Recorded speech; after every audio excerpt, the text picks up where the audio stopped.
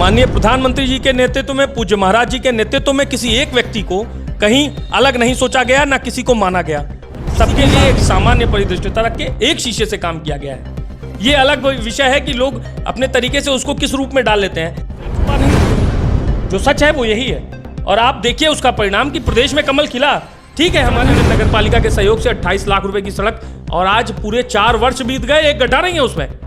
चमचमा के बन रही है, आप देख के आइए, चाय पीते चले जाइए। अगर पॉलिटेक्निक चौराहे तक अगर एक गड्ढा लग जाएगा तो तारक जायसवाल राजनीति करना छोड़ देगा। Risky reporters TV. चुनाव महासमर अपने चरम पर है और उसमें तमाम दावेदार अपने दावेदारी ठोक भी रहे हैं, और उसी के एक भाग हैं। हमसे आज जुड़ेंगे तारक जायसवाल जी। तारक जायसवाल जी, आपका हमारे चैनल में बहुत बहुत स्वागत है। प्रणाम, बहुत बहुत धन्यवाद आपका। हम चाहेंगे कि आप दर्शकों को अपना परिचय दें, और परिचय देने के साथ साथ अपना राजनीतिक कैरियर, और राजनीतिक कैरियर के साथ में उसकी सफलता को भी लोगों को बताएं। पहले तो आप सभी को बहुत बहुत धन्यवाद देना चाहूँगा, आपका, शुक्ला जी का, कि आप सब ने आम जनमानस के बीच में हम जनसेवकों के द्वारा किए गए कार्यों एवं समाज की प्रतिक्रियाओं पर, समाज के वर्तमान परिस्थितियों की प्रतिक्रिया लेने के लिए आप ग्राउंड जीरो पर उतर रहे हैं। इसके लिए आपका धन्यवाद देना चाहूँगा। कहना ये चाहता हूँ कि वर्तमान में मैं वर्तमान सभासद पांडे बाजार सभासद हूँ। इस जनपद की चारों नगर पंचायत पालिका के सभासद संघ का अध्यक्ष हूँ। जो व्यक्ति सभासद संघ के अध्यक्ष के रूप में चुना जाता है वो इस जनपद की योजना समिति में जाता है, उसका मेंबर भी हूँ। भारतीय जनता पार्टी का एक सक्रिय कार्यकर्ता हूँ। वर्तमान में भारतीय जनता पार्टी का युवा मोर्चे का क्षेत्र का सह कोषाध्यक्ष के रूप में दायित्व भी निभा रहा हूँ संगठन के रूप में। और आप सब तो भली भांति जानते हैं कि 2011 से मैं भारतीय जनता पार्टी का बूथ अध्यक्ष रहा। 11 के बाद 2014 के लोकसभा चुनाव में मुझे सेक्टर में सह प्रभारी के रूप में कार्य करने का अवसर मिला, जिसपे हमारे यशस्वी सांसद आदरणीय श्री हरीश द्विवेदी जी सांसद हुए, और हमारे देश को एक ऐसा नेतृत्व प्राप्त हुआ जिसे हम सब, आज पूरा देश नहीं पूरा विश्व मोदी में दिख रहा है, ऐसे नेतृत्व का सौभाग्य और साक्षी बनने का अवसर भी मुझे प्राप्त हुआ संगठन का कार्य करते हुए। और 2017 में विधानसभा चुनाव की दृष्टि से मुझे सेक्टर का प्रभारी बनाया गया। मैं सेक्टर में 2017 चुनाव में प्रभारी के रूप में कार्यरत रहा, और 2017 में एक ऐतिहासिक जीत पूज्य महाराज जी के नेतृत्व में, संगठन के नेतृत्व में, आदरणीय मोदी जी के नेतृत्व में, और बस्ती के यशस्वी सांसद आदरणीय श्री हरीश द्विवेदी जी के नेतृत्व में बस्ती लोकसभा क्षेत्र की 5 की 5 सीटें 2017 में भारतीय जनता पार्टी के पक्ष में गईं, और पूरे प्रदेश में पूज्य महाराज जी के मुख्यमंत्री स्वरूप स्थान ग्रहण करने के पश्चात पूरा प्रदेश भगवा हुआ। इसका भी साक्षी बनने का अवसर मुझे प्राप्त हुआ। उसके तत्पश्चात 2017 में ही मैं नगर निकाय चुनाव में मुझे संगठन ने चुनाव लड़ने के लिए आदेशित किया, जिसके तत्पश्चात मैं 2017 में पांडे बाजार भारतीय जनता पार्टी के सिंबल पर पांडे बाजार बस्ती नगर पालिका क्षेत्र के पांडे बाजार से सभासद के रूप में निर्वाचित हुआ। और आप सबका स्नेह आशीर्वाद रहा कि पूरे मंडल में सबसे ज़्यादा वोटों से मैं जीत करके गया। ये संगठन का आशीर्वाद रहा, और भारतीय जनता पार्टी का नेतृत्व आदरणीय पूज्य महाराज जी और हमारे यशस्वी प्रधान सेवक आदरणीय श्री नरेंद्र मोदी जी, और हमारे जनपद के मोदी कहे जाने वाले इस बस्ती के गौरव हमारे यशस्वी सांसद के नेतृत्व में हम सब ने एक ऐतिहासिक जीत, मैं सभासद के रूप में, और आज हम सब के बीच हम लोगों के नेता नहीं हैं। हमें इस बात का खेद भी है कि ये विद्यार्थी परिषद से जिनके साथ काम करने का अवसर मिला था, ऐसे बड़े भाई पुष्कर मिश्रा जी हम सबके बीच में नहीं हैं। उनकी पत्नी जिस वर्ष मैं 2017 में सभासद चुन करके आया, उसी वर्ष भारतीय जनता पार्टी का प्रतिनिधित्व करते हुए वो बस्ती नगर पालिका क्षेत्र से उनकी पत्नी अध्यक्ष पद के रूप में चयनित होकर के आईं। 2017 का कालखंड प्रारंभ हुआ। 2018 में फिर मैंने जैसे आपको बताया कि जिले की योजना समिति का चुनाव होना था, जिसमें सभासद संघ के अध्यक्ष के रूप में किसी एक व्यक्ति का चयन होना था। चारों नगर पंचायत और पालिका को मिला के कुल 77 सभासद इस पूरी लोकसभा क्षेत्र में कार्यरत थे अब तक। अब इसकी संख्या बढ़ गई है क्योंकि यहाँ नगर पंचायतें और बढ़ी हैं, लेकिन उस समय केवल 4 नगर पंचायतें, बनकटी, रुधौली, हर्रैया और बभनान, ये 4 नगर पंचायतें और बस्ती नगर पालिका, ये 5 यहाँ कार्यरत थीं, जिसमें इन 5 में संगठन के आशीर्वाद से और अपने यशस्वी सांसद के नेतृत्व में मुझे 43 वोट प्राप्त हुए और 43 सभासदों ने मुझे मतदान किया। लगभग 9 लोग उसमें प्रत्याशी लड़े थे चुनाव सभासद संघ के अध्यक्ष पद में, जिसमें भी मुझे विजय प्राप्त हुई। मैं अध्यक्ष पद पे निर्वाचित हुआ, चुनाव लड़ करके ये चुनाव मैं जीत करके आया, अध्यक्ष हुआ। संगठन का कार्य करते हुए लगातार मैं इन कार्यों में प्रयासरत रहा और संगठन ने फिर क्षेत्र में कार्य समिति के रूप में मुझे अवसर दिया। मैं संगठन के गोरक्ष प्रांत का 2017 से लेकर के 2019 तक 20 तक नई कार्यकारिणी घोषित होने के पहले तक मैं क्षेत्र की कार्य समिति के रूप में, युवा मोर्चा की कार्य समिति के रूप में कार्यरत रहा। संगठन के अनेकों दायित्वों पर मैं रहा। जिले में बाढ़ राहत प्रकोष्ठ का जिला संयोजक रहा। संगठन के अनेकों दायित्वों पे काम करते हुए अभी आपको बताते हुए ये भी हर्ष हो रहा है कि बस्ती यशस्वी सांसद के नेतृत्व में बंगाल लोकसभा चुनाव, बंगाल विधानसभा चुनाव में मुझे अपने यशस्वी प्रधान सेवक, अपने यशस्वी गृह मंत्री आदरणीय श्री अमित शाह जी का रोड शो कराने का भी अवसर प्राप्त हुआ। मैं बंगाल चुनाव में लगभग 40 दिनों तक रहा, 38 दिनों तक। एक अच्छा अवसर प्राप्त हुआ मुझे और इन कार्यों को करते हुए अब तक संगठन के अनेकों दायित्वों पे मैं रहते हुए वर्तमान समय में अपने कार्यक्षेत्र पांडे बाजार का वर्तमान सभासद हूँ। चुनाव सर पर है। आरक्षण रूपरेखा जो तय होगी उस और संगठन का जो आदेश होगा उस अनुरूप मैं काम करना चाहूँगा। यही मेरी रूपरेखा है, यही मेरा आज तक का कार्यकाल है। 2017 में आप विजय रथ के साक्षी रहे थे जी। 2022 में जो विजय रथ रुका था उसके भी आप साक्षी रहे, तो क्या उसका कुछ प्रभाव नहीं पड़ेगा इस चुनाव पर? 5-5 विधानसभा जीत के भाजपा आई थी और वो घट के अब 1 हो गई है, तो उसका प्रभाव नहीं पड़ेगा चुनाव पर, निकाय चुनाव पर? इस विजय रथ, मैं आपकी इस बात से बिल्कुल भी अपने आप को अलग नहीं करूंगा कि इस लोकसभा चुनाव में लोकसभा क्षेत्र के 4 विधानसभाओं में दुर्भाग्य से कमल नहीं खिल पाया, लेकिन ये हमारे कार्यकर्ताओं की पराजय नहीं है। इस विषय को आप पता नहीं एक्सेप्ट करेंगे या नहीं करेंगे। नहीं, हम तो सब आप नहीं, ऐसा नहीं है। हम देखिए, आपने जिस प्रश्न को किया है उस प्रश्न का उत्तर यही है कि आप अगर हमारा वोट बैंक देखेंगे तो हमने एक, हमारे जितने भी प्रत्याशी थे वर्तमान 4 के चारों विधायकों की ने अपना एक, उन्होंने अपने अपने क्षेत्र में एक ऐसे काम किए हैं जिससे उनका विरोध नहीं रहा। ये है कि एंटी इंकम्बेंसी बन गई जिले में, कुछ ऐसा नुकसान हमने झेल लिया। और आप चुनाव देखिए, बस्ती सदर विधानसभा में आप चुनाव देखिए कि हम लोग 1750 वोटों से चुनाव हार रहे हैं। 1600-1700 वोट एक विधानसभा में, एक वार्ड से भी अगर हम, त्रुटि हमारी है थोड़ी बहुत, लेकिन ऐसा नहीं है कि हम उसमें कहीं जो है फेल हो गए। हमारा वोट बैंक आप देखेंगे तो हमने 2017 के हिसाब से हम 2022 में भी हमारा वोट बैंक ठीक रहा, बहुत उसमें कमी नहीं आई है। हमारे मतदाताओं में एक प्रतिस्पर्धा बनी है। ये है कि थोड़ा बहुत हम कहीं पीछे हुए, लेकिन ये कमी हमारी नहीं है। अब मैं उस विषय को कहना नहीं चाहता जो आप कहलवाना चाहते हैं कि एक ऐसा तबका यहाँ इस समाज में घूम रहा है जिसने एक पक्ष होकर के किसी चीज को जो है किया। लेकिन मैं आपसे पूछना चाहता हूँ, बस्ती जनपद में, ये पूरे प्रदेश की बात मैं करना नहीं चाहता, पूरे प्रदेश में बहुत सारे काम पूज्य महाराज जी के नेतृत्व में, हमारे यशस्वी प्रधान सेवक के नेतृत्व में हो रहे हैं, लेकिन वर्तमान प्रदेश के नहीं, मैं इस जनपद की बात कर रहा हूँ। इस जनपद में विकास कार्यों के लिए किसी एक व्यक्तित्व को आप बता दीजिए जिसे चिन्हित करके ये पूछा गया हो कि आप किसी जाति, मजहब या एक समाज से आते हैं। माननीय प्रधानमंत्री जी के नेतृत्व में, पूज्य महाराज जी के नेतृत्व में किसी एक व्यक्ति को कहीं अलग नहीं सोचा गया, ना किसी को माना गया। सबके साथ एक प्रतिष्ठित रूप से, एक सामाजिक रूप से, एक भारत के नागरिक के रूप में, एक प्रदेश के नागरिक के रूप में, एक बस्ती लोकसभा क्षेत्र के एक व्यक्ति के रूप में उसको चिन्हित किया गया और उसको देश और प्रदेश से आने वाली योजनाओं का पूरा लाभ दिया गया।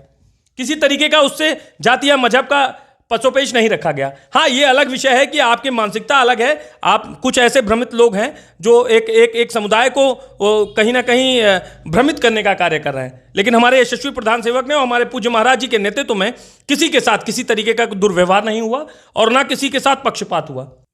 एक देश, एक संविधान और एक प्रतिक्रिया हर समाज के लिए, चाहे वो कोई हो, अगड़ा हो, पिछड़ा हो, ऊंचा हो, नीचा हो, अल्पसंख्यक हो, अनुसूचित हो, सामान्य हो, बैकवर्ड हो, कोई हो, हर किसी के लिए एक सामान्य परिदृष्टता रख के एक शीशे से काम किया गया है। ये अलग विषय है कि लोग अपने तरीके से उसको किस रूप में डाल लेते हैं। देखिए, अवसरों का क्षेत्र है, लोग अपनी अपनी राजनीति की रोटी उस पर सेकना चाहते हैं, हमें और आपको लड़ा करके। उसका लाभ उनको मिल गया, लेकिन ये लाभ काल्पनिक है। इसको आप अवसर है ये, लेकिन इस अवसर को आप कब तक बजाएंगे? एक ना एक दिन तो सच्चाई सामने ही आएगी। सच्चाई तो ऐसी चीज है ना कि उसे आप छुपा नहीं सकते। जो सच है वो यही है, और आप देखिए उसका परिणाम कि प्रदेश में कमल खिला। ठीक है, हमारे जनपद में नुकसान हुआ, लेकिन प्रदेश में तो कमल खिला ना। पूज्य महाराज जी ने 2022 में जब मंच में मैं मुख्यमंत्री योगी आदित्यनाथ जब उन्होंने कहा, तो इस प्रदेश का हर सीना 56 इंच तो पूज्य हमारे प्रधान सेवक ने कहा ही, लेकिन उस दिन 56 इंच की जगह 112 इंच हमारा सीना चौड़ा हुआ और इस भगवे ने पूरे प्रदेश में अपने आप को एक स्थान प्राप्त किया। ये सही है कि जनपद में हम उस प्रतिक्रिया को नहीं दे पाए, लेकिन इस बात को भी आपको मानना पड़ेगा, इस प्रदेश में भगवे ने एक बार फिर स्थान प्राप्त किया। जब पिछली बार आप चुनाव लड़े होंगे जी, तो विधायक जी वाला साथ भी मिला रहा होगा। जी बिल्कुल। जनता की नज़र में ये है कि भाई विधायक भी है, सांसद भी है और सभासद भी अगर पार्टी वाला हो जाएगा तो विकास कार्य बढ़ जाएगा। इस बार आपको एक चीज़, ये विरोध तो झेलना पड़ेगा, विधायक तो है नहीं।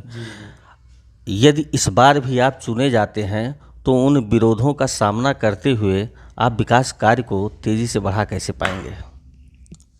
मित्र, कहना तो ये चाहता हूँ कि ये भले ही आपको लगता हो कि विधायक आपका है, सांसद आपका है, सत्ता आपकी है, पार्टी में आप पार्टी का सहयोग आपको मिल जाएगा, ये कहने की बातें हैं। जनप्रतिनिधि को ग्राउंड पर रहना चाहिए। और ये जो चुनाव हैं, नगर निकाय चुनाव जो हैं, वो चुनाव आपके प्रेजेंट को कवर करते हैं, क्योंकि ये छोटे चुनाव हैं।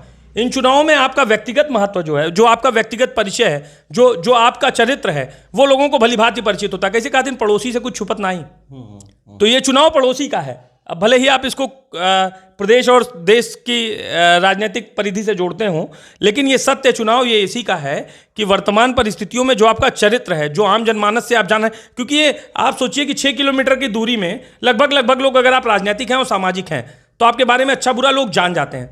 और ये चुनाव घर का चुनाव माना जाता है। तो इस बार भी आपका विरोध होगा, क्योंकि आपसे प्रश्न किया जाएगा क्या विकास आपने किया। हम ये चाहेंगे कि लोगों को आप संतुष्ट कैसे कर पाएंगे अपने विकास कार्यों को, जहाँ तक आपने किया होगा। विरोध निश्चित है, सत्ता में आने के बाद विरोध हो जाता है। तो 5 साल आप रहे हैं, आप संतुष्ट अपनी जनता को करके फिर से अपने विजय रथ को आगे कैसे बढ़ा पाएंगे? मैं आपको बताना चाहता हूं कि देखिए, ऐसा है कि ये तो सत्य है कि अगर आप सत्ता में हैं और सत्ता में रहने के बाद आप 5 वर्षों से सभासद हैं, तो जो जनता है, जो आम जनमानस है, जो आपके आसपास के लोग हैं जिन्होंने आपको चुन करके भेजा था, वो प्रश्न आपसे ज़रूर करेंगे। लेकिन उन प्रश्नों के लिए अगर आप 5 वर्षों में चिंतित रहे हैं, तो आज का समय तो उनके समर्थन का है। और आप जिस विषय को कह रहे हैं, मैं उस बात का खंडन करना चाहता हूँ, क्योंकि मैं इन 5 वर्षों में आप तो मीडिया से हैं, आप तो ज़मीन तक जाएंगे। अभी आप मुझसे पूछ रहे हैं, फिर आप मेरे यहाँ के लोगों से भी मिलेंगे, ये मुझे मालूम है। और मैं आपसे अनुरोध करना चाहूँगा कि आप ग्राउंड जीरो तक जाएं। पूरे पांडे बाजार क्षेत्र में आप एक घर जाइए, हर घर तक पानी पहुँच गया, सबको टोटी, कनेक्शन, पानी व्यवस्थाएँ पहुँच गई, हर घर पानी पहुँच गया। जितनी विधवा महिलाएं हैं, सबके लिए कैंप लगा करके सबका विधवा पेंशन लग गया। आप देख के आइए, किसी एक घर में, अगर पांडे बाजार में किसी एक घर में आपको मड़ई दिख जाती है, तो मैं ये वचन देता हूं कि मैं जीवन में राजनीति नहीं करूंगा, जीवन में कभी कुर्ता नहीं पहनूंगा। मैं कसम खा के कहता हूं आपके न्यूज चैनल पर कि अगर पांडे बाजार के क्षेत्र में किसी एक घर को आपने मड़ई दिखा दिया कि आज इसके घर, इसको पक्का मकान नहीं है, तो मैं कुर्ता उतार कर टांग दूंगा। आपके मीडिया के माध्यम से मैं ये कहना चाहता हूं कि आप ग्राउंड जीरो तक जाइए और पांडे बाजार में कोई एक घर आप दिखा दीजिए जिसके घर मड़ई हो। सबको प्रधानमंत्री जी के नेतृत्व में प्रधानमंत्री आवास प्राप्त हो चुका है। शौचालय जिसके घर नहीं थे, नगर पालिका से सहयोग के रूप में 8,000 रुपये की सहयोग राशि प्राप्त होती है और सहयोग लगा करके जिनके पास मकान था, शौचालय नहीं था, उनके शौचालय की व्यवस्था करा दिए। जहां विद्युतीकरण नहीं था, एक आध क्षेत्र हमारे विद्युतीकरण के लिए थोड़े बहुत बचे गए, बाकी लगभग सांसद जी के नेतृत्व में, सांसद जी के सहयोग से लगभग मैंने अपने क्षेत्र में विद्युतीकरण पूर्ण करा लिया है। सड़कें जो लगभग खराब थी, आप मैदावल रोड 2017 में मैं जब चुनाव जीत करके आया तो आप मैदावल रोड देखते होंगे, पूरा गड्ढे में तब्दील था।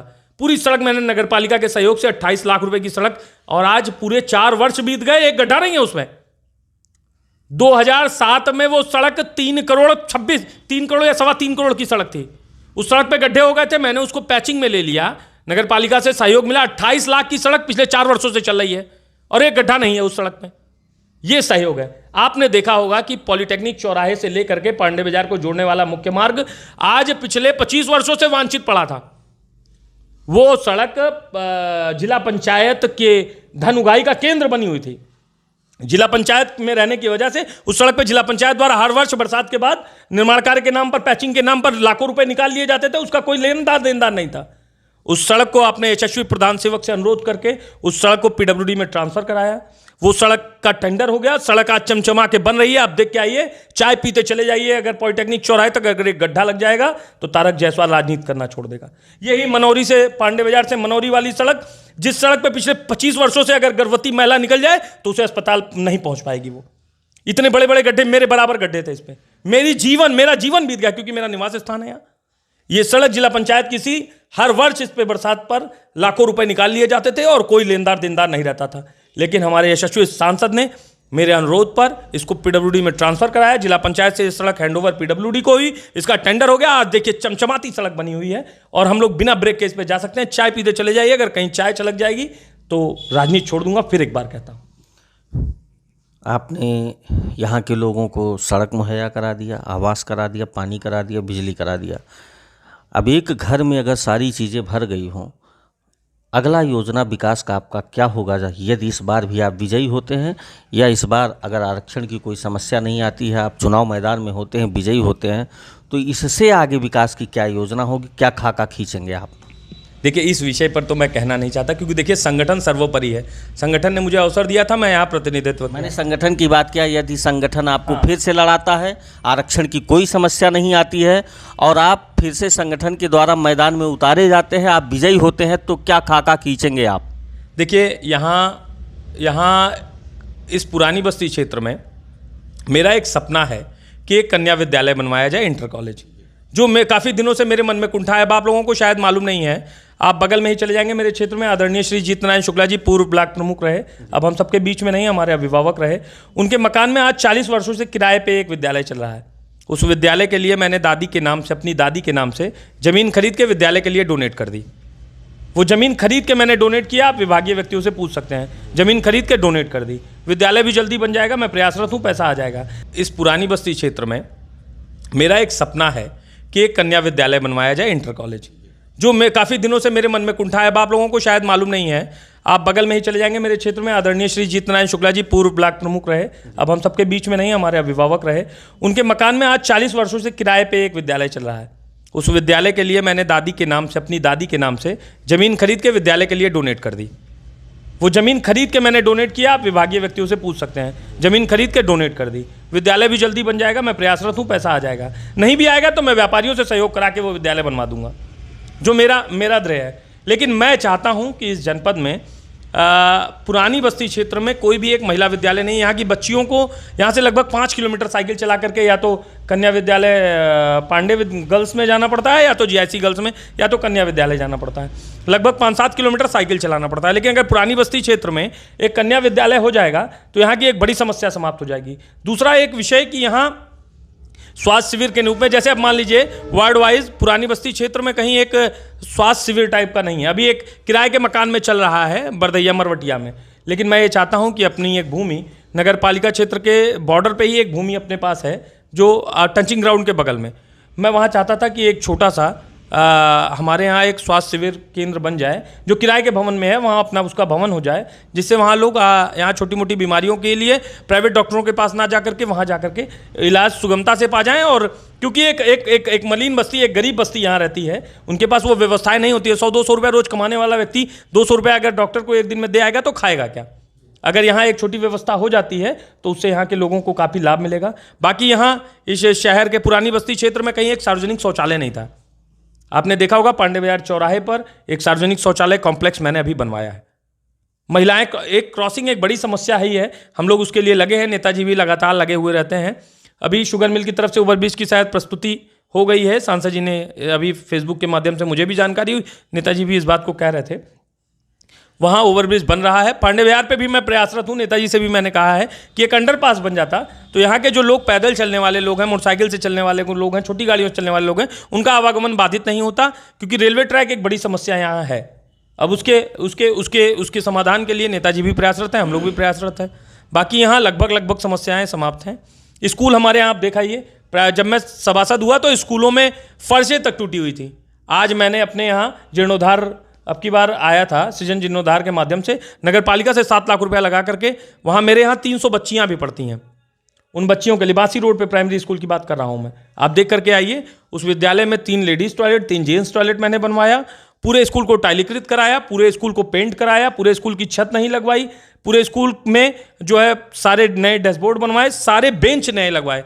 और बच्चों के पास पूरा बेंच है, बच्चे पूरी यूनिफॉर्म में आ रहे हैं। पूज्य महाराज जी ने सारे परिवारों को अब तो खाते में पैसा दे रहे हैं यूनिफॉर्म के लिए, जो उनके खाते में जा रहा है, बच्चे पूरे यूनिफॉर्म में आ रहे हैं। एक अच्छी शिक्षा भी मिल रही है, टीचरों द्वारा अच्छा सहयोग किया जा रहा है, लगातार एक अच्छी व्यवस्था बनी हुई है। और मैं उम्मीद करता हूँ कि पूरा शहर इसी प्रकार प्रयासरत रहा।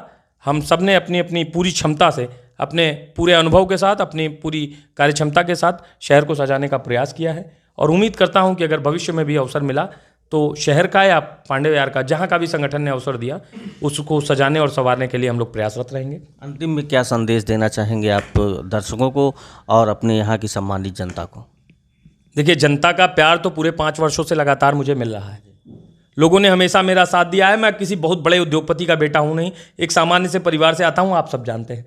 मेरा कोई बहुत बड़ा बैकग्राउंड भी राजनीतिक नहीं रहा है। मेरे खानदान में किसी ने राजनीति नहीं की, मेरे पूर्वजों में आज तक किसी ने कुर्ता नहीं पहना। मैं अपने खानदान का पहला व्यक्ति हूं जो राजनीति में आया, सामाजिक समीकरणों में आया। अब शायद आप लोग जानते हो या ना जानते हो, इस जनपद में पूरे लॉकडाउन में मैंने एक NGO, मैंने ऐसे ही अब हमारे युवा मित्र हैं, अच्छा मैं यूथ में हूं तो थोड़े बहुत लोग अपने साथ हैं, तो जो यूथ के बच्चे थे उन सब के साथ मैंने एक NGO का भी निर्माण किया था, जिसमें आप देख रहे होंगे कि बस्ती जनपद में रक्तदान के क्षेत्र में मेरा NGO टॉप पे है, बस्ती घर फाउंडेशन। और हम लोग आज तक मैंने लगभग 400 यूनिट ब्लड, लॉकडाउन से अब तक लगभग 400 यूनिट ब्लड डोनेट कराया है, वो भी केवल गवर्नमेंट हॉस्पिटलों को। डिस्ट्रिक्ट और कैली को मिलाकर के लगभग 400 यूनिट ब्लड अब तक मैंने दिया है। किसी प्राइवेट हॉस्पिटल को या किसी प्राइवेट ब्लड बैंक को मैंने 1 यूनिट ब्लड नहीं दिया। तो इन सब चीज़ों से भी हम लोग समाज को जोड़ने का प्रयास करते हैं। आम जनमानस का पूरा सहयोग मिला है और पांडे बाजार या बस्ती शहर की जनता हमारा परिवार जैसी है और उनका सहयोग आजीवन मिलता रहता है। उम्मीद करता हूँ आगे भी मिलेगा। और आप सब स्वस्थ रहें, खुश रहें और आप सब का पारिवारिक जीवन और सामाजिक जीवन खुश में बीते रहे। और आप सब भारतीय जनता पार्टी के पक्ष में हमेशा अपनी विचारधारा को प्रेरित रखें, यही इतना अनुरोध करना चाहूँगा। अभी तक बुलंद आवाज़ और जोशीला अंदाज आप सुन रहे थे तारक जायसवाल जी को। मैं चाहता हूं आगे भी ऐसे साक्षात्कार को, राजनैतिक साक्षात्कार को देखने के लिए आप हमारे चैनल को लाइक शेयर सब्सक्राइब करना ना भूलें। जय